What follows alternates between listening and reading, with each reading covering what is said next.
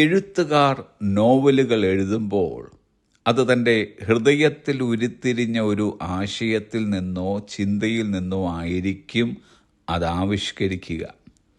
ആ നോവൽ എങ്ങനെ തുടങ്ങണമെന്നും എങ്ങനെ തുടരണമെന്നും എങ്ങനെ അവസാനിപ്പിക്കണമെന്നുമുള്ള രൂപരേഖ ആദ്യമേ തയ്യാറാക്കുന്നു. ചില കഥകൾ പരിതാപകരമായ സംഭവത്തോടെ അവസാനിക്കുമ്പോൾ മറ്റു ചില കഥകൾ സ്നേഹത്തിൻ്റെയും സാന്ത്വനത്തിൻ്റെയും കാരുണ്യത്തിൻ്റെയും പ്രത്യാശയുടെയും ഒക്കെ ലാഞ്ചന ഏറ്റുകൊണ്ട് മനോഹരമായി അവസാനിക്കുന്നു. മനുഷ്യ ജീവിതവും ഒരു നോവൽ സമാനമായ ഘടനയാണ്. തുടക്കം, തുടർച്ച, ഒടുക്കം എന്നിവ അടങ്ങിയിട്ടുള്ള ഒരു ഘടന.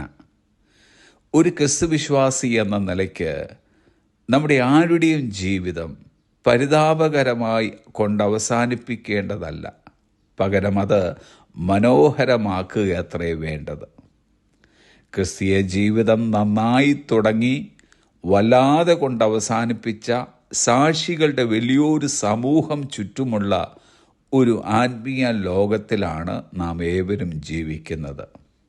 ലോകസ്നേഹിയായി മാറിയ ദേമാസ്, വിശ്വാസക്കപ്പൽ തകർന്നുപോയ ഹുമനയോസും അലക്സാണ്ടറും ഇതിനുദാഹരണങ്ങളാണ്. നാളെ എന്ത് സംഭവിക്കും എന്ന് ആർക്കും പറവാൻ കഴിയാത്ത ഒരു അവസ്ഥയിലും സാഹചര്യത്തിലും നാം ആയിരിക്കുമ്പോൾ ഇന്നത്തെ ദിവസം ജീവിതത്തിലെ അവസാന ദിവസം എന്നെണ്ണി ആ ദിവസത്തെ മനോഹരമാക്കുകയാണ് വേണ്ടത്. ഒരിടത്ത് വായിച്ചതിങ്ങനെ: We are living in the last chapter of our life. Find our purpose and make it the best story possible. നമ്മുടെ ജീവിതത്തിൻ്റെ അവസാന അധ്യായത്തിലാണ് നാം ജീവിക്കുന്നത്.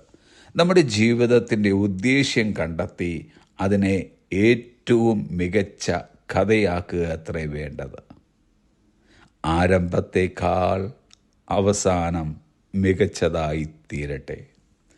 നമ്മുടെ ഓരോരുത്തരുടെയും ജീവിത കഥകൾ വായിക്കുന്നവർ അതിൽ ആനന്ദം കണ്ടെത്തട്ടെ. നാം ഉയർത്തിപ്പിടിച്ച സ്നേഹത്തിൻ്റെയും ക്ഷമയുടെയും ആർദ്രതയുടെയും വിശുദ്ധ ജീവിതത്തിൻ്റെയും മൂല്യം എന്തെന്ന് മറ്റുള്ളവർ തിരിച്ചറിയട്ടെ.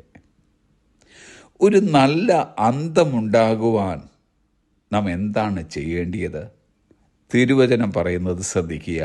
ഇയ്യോബിൻ്റെ പുസ്തകം 8-ാം അധ്യായം 5-ാം വാക്യം: നീ ദൈവത്തെ ശ്രദ്ധയോടെ അന്വേഷിക്കുകയും സർവശക്തനോട് അപേക്ഷിക്കുകയും ചെയ്താൽ നിന്റെ പൂർവസ്ഥിതി അല്പമായി തോന്നും, നിന്റെ അന്ത്യസ്ഥിതി അതിമഹത്തായിരിക്കും.